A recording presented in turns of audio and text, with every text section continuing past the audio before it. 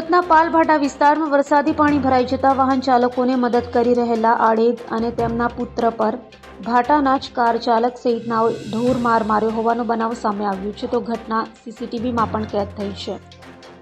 સુરતમાં સામાજિક તત્વો વારંવાર આમ જનતાને હેરાન કરતા હોય તેમ લાગ્યું છે, ત્યારે ભાટા વિસ્તારમાં રહેતા આડેદ વરસતા વરસાદમાં વાહન ચાલકોને મદદ કરી રહ્યા હતા તે સમયે ભાટાના જ અસામાજિક તત્વોએ કાર લઈ આવી આડેદ સાથે ઝઘડો કરી માર માર્યો હતો તો છોડાવવા પડેલા આડેદના પુત્રને ઢોર માર માર્યો હતો, જે સમગ્ર ઘટના સીસીટીવીમાં પણ કેદ થઈ છે।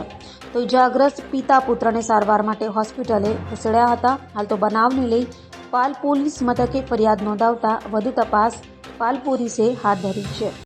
ભાઈ શંકરભાઈ રાઠોડ, પ્રવણનગર કોલોની, ભાઠા। અમે ખાલી લોકોને હેલ્પ કરવા જતા હતા। ગાડી આટલા વરસાદ પડતો હતો, ગાડી બંધ થઈ ગયેલી હતી, ત્યાં અમે ખાલી ધક્કો જ મારવા જતા હતા। એ ગાડીને હેલ્પ કરવા માટે જતા હતા અમે। એમાં આપણે ભાઠાના જિજ્ઞેશ પટેલ તે લોકો આવીને અમને મારવા લાગી ગયા। એમને ખાલી આમ જ કીધું કે તમે 5 મિનિટ ઉભા રહો, આ ગાડી સાઈડ પર હટાવી લઈએ ને તમે પછી નીકળી જજો। એ લોકો અમારી વાત નહીં સાંભળી ને મને મારવા લાગી ગયા ગાડીમાંથી ઉતરીને। કોને કોને માર્યો? મને પહેલે માર્યો, પછી આ મને છોકરો છોડાવવા આવ્યો કે મને છોડીને અને પકડો ને અને એવો માર્યો ને સાહેબ, વિડીયો બી છે અમારી પાસે, એ વિડીયો બી બતાવો મને।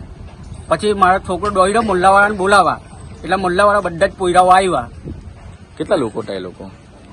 એ લોકો 3 જણ હતા આમથી, મેં 2 જણ જોયેલા પણ 3 જણ હતા। પછી કઈ ગાડી લઈને કોઈને બીજા કોઈને ઉડાવ્યા હતા? હા, બાઇક વાળાને 2 બાઇક વાળાને ઉડાડ રાખેલા।